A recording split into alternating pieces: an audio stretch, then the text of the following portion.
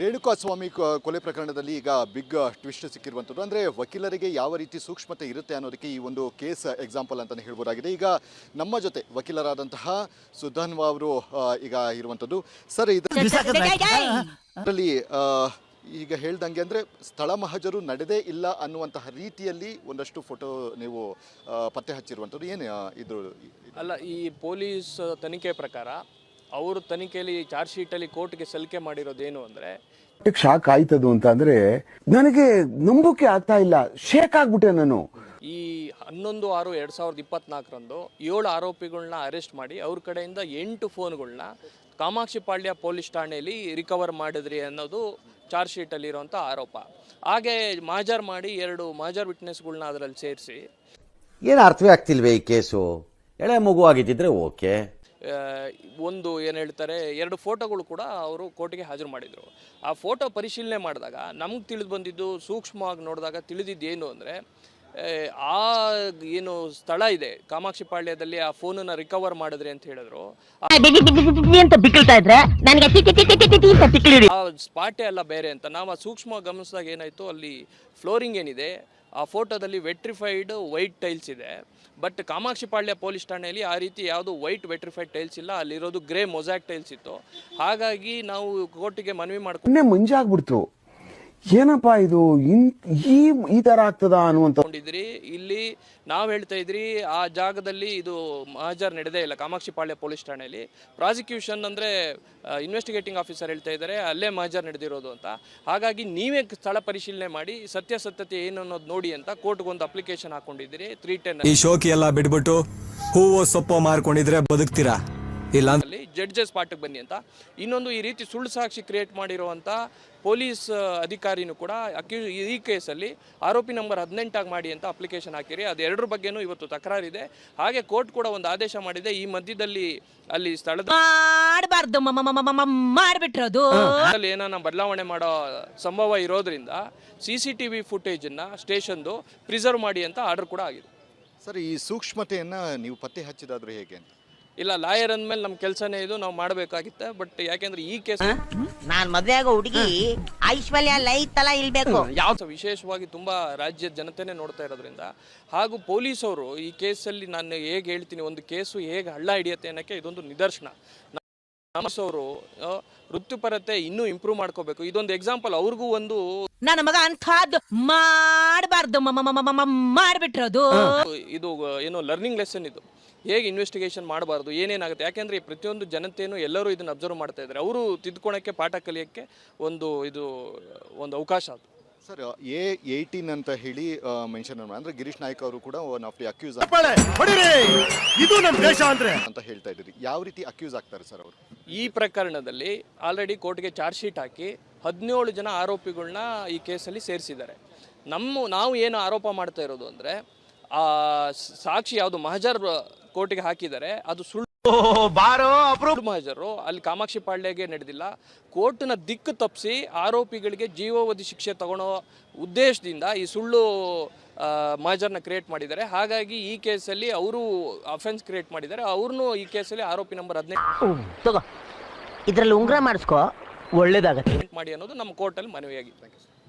S, ಇದು ಸುಧನ್ವಾ ಅವರ ಹೇಳಿಕೆ ಆಗಿರುವಂಥದ್ದು. ಅಂದರೆ ಫೇರ್ ಆಗಿ ನಡೆದಿಲ್ಲ, ಅಂದರೆ ಇನ್ವೆಸ್ಟಿಗೇಷನ್ ಏನಿದೆ ಅದು ಯಾವುದು ಕೂಡ ಫೇರ್ ಆಗಿ ನಡೆದಿಲ್ಲ. ಮುಖ್ಯವಾಗಿ ಈ ಒಂದು ಫೋಟೋಸ್ ಹಿನ್ನೆಲೆಯಲ್ಲಿ ಸ್ಪಾಟ್ ಇನ್ವೆಸ್ಟಿಗೇಷನ್ ನಡೆದಿರೋದೇ ಡೌಟ್ ಅನ್ನುವಂತಹ ರೀತಿಯಲ್ಲಿ ನಿಮ್ದಪ್ಪಯ್ಯ ಅಂತೀನಿ, ದಯವಿಟ್ಟು ಹೇಳಿಕೆ ಬಿಟ್ಬೇಡಿ. ಈಗ ಬಿಂಬಿತ ಆಗಿರುವಂಥದ್ದು. ಈಗ ಸದ್ಯ ಈ ಬಗ್ಗೆ ಒಂದು ಕೋರ್ಟಿಗೆ ಕೂಡ ಮನವಿಯನ್ನು ಮಾಡಲಾಗಿದೆ, ಅರ್ಜಿಯನ್ನು ಕೂಡ ಸಲ್ಲಿಸಲಾಗಿದೆ. ಮುಂದೆ ಯಾವ ರೀತಿ ಇದನ್ನು ಹ್ಯಾಂಡಲ್ ಮಾಡ್ತಾರೆ, ಅಂದರೆ ಯಾವ ರೀತಿ ಇದನ್ನು ಮಾಡ್ತಾರೆ ಅನ್ನುವಂಥದ್ದು ಮುಂದಿನ ಹಂತದಲ್ಲಿ ಕಾದು ನೋಡಬೇಕಾಗಿದೆ.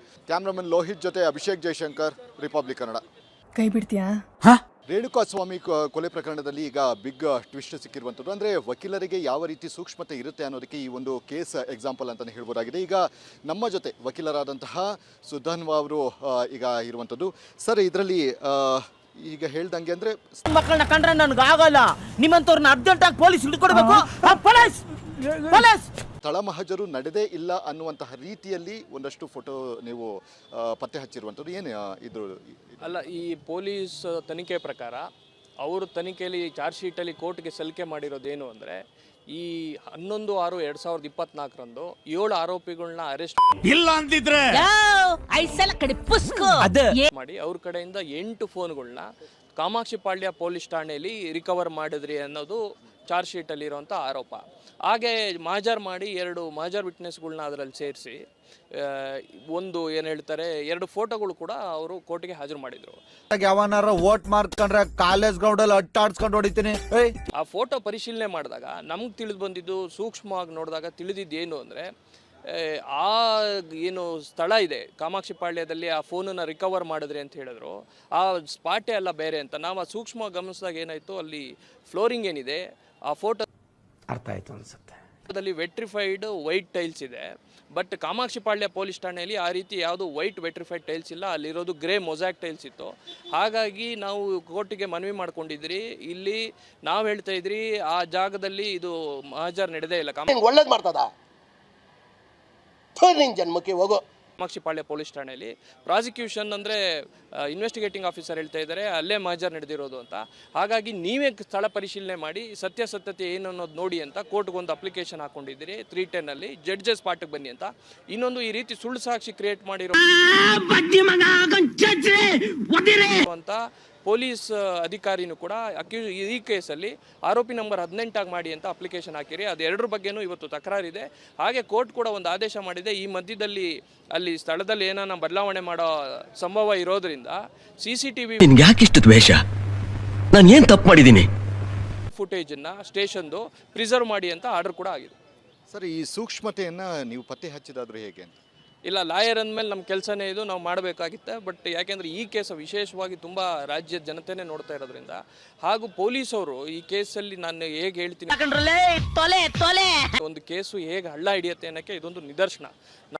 ನಮ್ಮಸವರು ವೃತ್ತಿಪರತೆ ಇನ್ನೂ ಇಂಪ್ರೂವ್ ಮಾಡ್ಕೋಬೇಕು. ಇದೊಂದು ಎಕ್ಸಾಂಪಲ್, ಅವ್ರಿಗೂ ಒಂದು ಇದು ಏನೋ ಲರ್ನಿಂಗ್ ಲೆಸನ್ ಇದು, ಹೇಗೆ ಇನ್ವೆಸ್ಟಿಗೇಷನ್ ಮಾಡಬಾರ್ದು, ಏನೇನಾಗುತ್ತೆ. ಯಾಕೆಂದರೆ ಪ್ರತಿಯೊಂದು ಜನತೆಯೂ ಎಲ್ಲರೂ ಇದನ್ನು ಅಬ್ಸರ್ವ್ ಮಾಡ್ತಾ ಇದ್ದಾರೆ. ಅವರು ಕಿವಿಲಿ ಗುಗ್ಗೆ ಪಗ್ಗೆ ಇದ್ರೆ ನೀಟಾಗಿ ಕೇಳೋದೇ ಇಲ್ಲ. ಏನಂದೆ ಇನ್ನೊಂದ್ಸಲ ಎತ್ಕೊಳಕ್ಕೆ ಪಾಠ ಕಲಿಯೋಕ್ಕೆ ಒಂದು ಅವಕಾಶ ಅದು. ಸರ್, A18 ಅಂತ ಹೇಳಿ ಮೆನ್ಷನ್ ಅಂದರೆ ಗಿರೀಶ್ ನಾಯ್ಕ್ ಅವರು ಕೂಡ ಒನ್ ಆಫ್ ದಿ ಅಕ್ಯೂಸ್ ಅಂತ ಹೇಳ್ತಾ ಇದ್ದೀರಿ. ಯಾವ ರೀತಿ ಅಕ್ಯೂಸ್ ಆಗ್ತಾರೆ ಸರ್ ಅವರು? ಈ ಪ್ರಕರಣದಲ್ಲಿ ಆಲ್ರೆಡಿ ಕೋರ್ಟ್ಗೆ ಚಾರ್ಜ್ ಶೀಟ್ ಹಾಕಿ 17 ಜನ ಆರೋಪಿಗಳನ್ನ ಈ ಕೇಸಲ್ಲಿ ಸೇರಿಸಿದ್ದಾರೆ. ನಾವು ಏನು ಆರೋಪ ಮಾಡ್ತಾ ಇರೋದು ಅಂದರೆ, ಆ ಸಾಕ್ಷಿ ಯಾವುದು ಮಹಜರ್ ಕೋರ್ಟಿಗೆ ಹಾಕಿದ್ದಾರೆ ಅದು ಸುಳ್ಳು ಮಹಜರು, ಅಲ್ಲಿ ಕಾಮಾಕ್ಷಿಪಾಳ್ಯಗೆ ನಡೆದಿಲ್ಲ. ಕೋರ್ಟ್ನ ದಿಕ್ಕು ತಪ್ಪಿಸಿ ಆರೋಪಿಗಳಿಗೆ ಜೀವಾವಧಿ ಶಿಕ್ಷೆ ತಗೊಳ್ಳೋ ಮೋಹನ್ ಚಂದ್ರ ಉದ್ದೇಶದಿಂದ ಈ ಸುಳ್ಳು ಮಹಜರ್ನ ಕ್ರಿಯೇಟ್ ಮಾಡಿದ್ದಾರೆ. ಹಾಗಾಗಿ ಈ ಕೇಸಲ್ಲಿ ಅವರು ಅಫೆನ್ಸ್ ಕ್ರಿಯೇಟ್ ಮಾಡಿದ್ದಾರೆ. ಅವ್ರನ್ನೂ ಈ ಕೇಸಲ್ಲಿ ಆರೋಪಿ ನಂಬರ್ 18 ಮಾಡಿ ಅನ್ನೋದು ನಮ್ಮ ಕೋರ್ಟಲ್ಲಿ ಮನವಿಯಾಗಿದೆ. ಎಸ್, ಇದು ಸುಧನ್ವಾರ್ ಅವರ ಹೇಳಿಕೆ ಆಗಿರುವಂಥದ್ದು. ಅಂದರೆ ಫೇರ್ ಆಗಿ ನಡೆದಿಲ್ಲ. ಆರೋಗ್ಯ ಕೊಳ್ಳಿ, ಕರ್ನಾಟಕದಲ್ಲಿ ನಂಬರ್ 1 ಏನು ಆಸ್ತಿ ಇಟ್ಕೊಂಡಿದ್ರಲ್ಲ